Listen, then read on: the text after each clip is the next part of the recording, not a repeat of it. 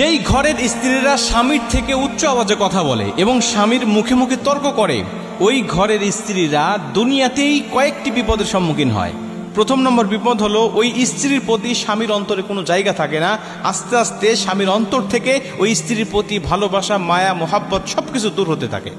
কারণ স্ত্রী যতই সুন্দর হোক, যতই উচ্চ শিক্ষিত আর উচ্চ বংশ মর্যাদা সম্পন্ন হোক না কেন, স্ত্রী যদি স্বামীর মুখে মুখে তর্ক করে, স্বামীর আওয়াজের থেকে উচ্চ আওয়াজে কথা বলে, সামান্য কিছুতেই রাগারাগি করে, ওই স্ত্রীর প্রতি স্বামীর অন্তরে কোনো জায়গা থাকে না, কোনো মায়া মোহাব্বত থাকে না।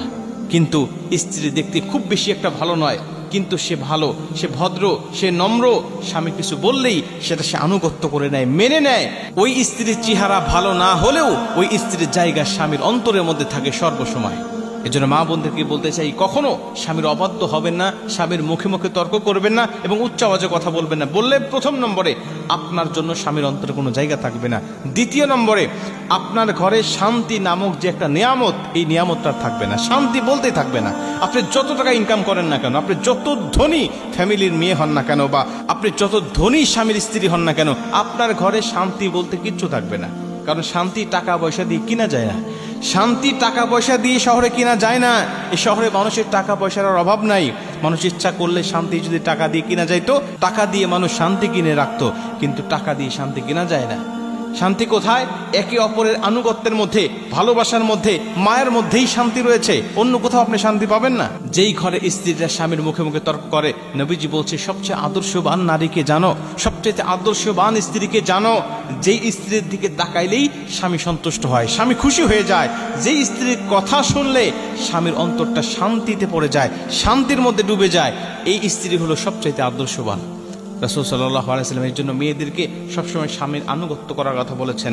নবীজি এটাও বলেছেন, আল্লাহর পরে যদি কাউকে সেজদা দেওয়া জায়েজ বলা মনে হতো, প্রতিটা স্ত্রীকে বলা হতো তার স্বামীকে যেন সেজদা করে। আল্লাহর পরে কাউকে সেজদা দেওয়া যায় না, কিন্তু আল্লাহ নবী গুরুত্ব বোঝানোর জন্য এমন কথাও তিনি প্রয়োগ করেছেন। মা বোনদেরকে বলতে চাই, অবশ্যই আপনি তার সাথে আদবের সাথে চলাফেরা করবেন। এবং ৩ নম্বরে, যদি কোনো স্ত্রী স্বামীর অবাধ্য হয়, স্বামীর মুখে মুখে তর্ক করে, স্বামীকে অসম্মান করে, তাহলে সে আল্লাহর হুকুমকে অমান্য করে। কারণ আল্লাহ পাক বলেছেন, আর রিজালু কাওয়ামুনা আলান নিসা, প্রতিটা নারীকে তার স্বামীর আনুগত্য করার জন্য আল্লাহ সৃষ্টি করেছেন। প্রতিটা নারী তার স্বামীর আনুগত্য করবে। আল্লাহ সূরা বাকারার ১৮৭ নম্বর আয়াতের মধ্যে বলছেন, হুন্না লিবাসুন লাকুম ওয়া আনতুম লিবাসুল লাহুন্না, স্বামী হলো স্ত্রীর পোশাক, স্ত্রী হলো স্বামীর পোশাক। মানে পোশাক যেমন তার শরীরের দোষ ত্রুটিগুলো ঢেকে রাখে, ঠিক তেমনি ভাবে একজন স্ত্রী তার স্বামীর দোষ ত্রুটিগুলো ঢেকে রাখবে, একজন স্বামী তার স্ত্রীর দোষ ত্রুটিগুলো ঢেকে রাখবে। এগুলো নিয়ে তর্ক করবে না, এগুলো নিয়ে উচ্চ আওয়াজে কথা বলবে না, এগুলো বাহিরে প্রকাশ করবে না। যদি করে তাহলে সে আল্লাহর হুকুমকে অমান্য করলো। প্রিয় মা বোনেরা, সাহাবীদের থেকে ইতিহাস নেন, সাহাবীদের স্ত্রীদের কাছ থেকে আপনি ইতিহাস শিক্ষা নেন, তারা কিভাবে স্বামীর আনুগত্য করেছেন।